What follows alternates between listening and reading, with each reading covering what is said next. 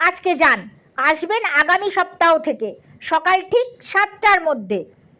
প্রাঞ্জল করে সব কিছু বোঝাবার পরে ভদ্রলোক হাসি হাসি মুখে ছাপানো ফর্মটা এগিয়ে দেন। দেরি করেননি ভোলানাথ।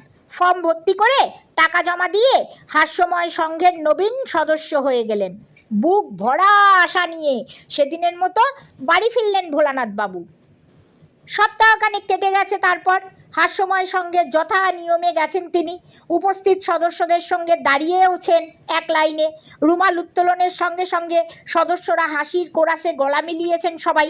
কিন্তু তার বেলা যথাপূর্ব তথা পরম। হাসির কণামাত্র দেখা যায়নি তার মুখে।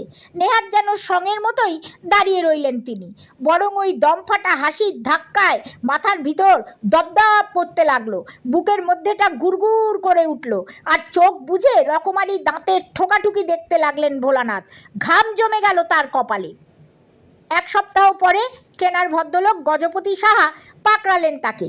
সদস্যরা বিদায় নেবার পর ক্লাব প্রাঙ্গণ এখন ফাঁকা। ভদ্রলোক মিহি গলায় বললেন, লক্ষ্য করলাম ভালো করে, একেবারেই হাসেন না আপনি। এমনকি হাসির ভঙ্গিতেও ঠোঁট বেঁকে যায় না। এ তো তাজ্জব ব্যাপার। এরকম ক্লায়েন্ট আগে কখনো ফেস করিনি। বলতে বলতেই গলার সুর পাল্টে যায় গজপতি সাহার। এই আপনার মুখোমুখি দাঁড়ালাম আমি, আমার চোখে চোখ রাখুন। এবার আমি যেভাবে হেসে উঠব ঠিক সেভাবে হাসবার চেষ্টা করুন।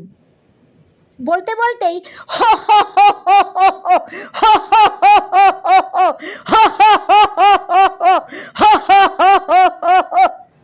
আকাশ ফাটিয়ে হেসে ওঠার উদ্যোগ নিলেন গজপতি। সঙ্গে সঙ্গেই একটা অদ্ভুত কাণ্ড ঘটে গেল।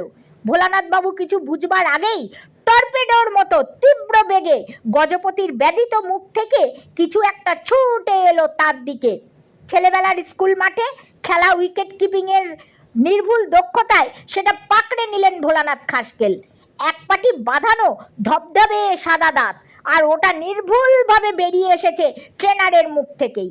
হঠাৎ যেন পেটের মধ্যেটা কুলকুল করে উঠল ভোলানাথের।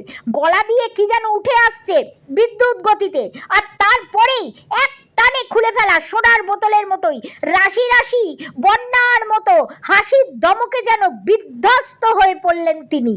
গজপতির বেকুব চেহারাটার দিকে কৃপা দৃষ্টিতে তাকিয়ে প্রাণ খুলে হাসতে লাগলেন ভোলানাথ খাসকেল।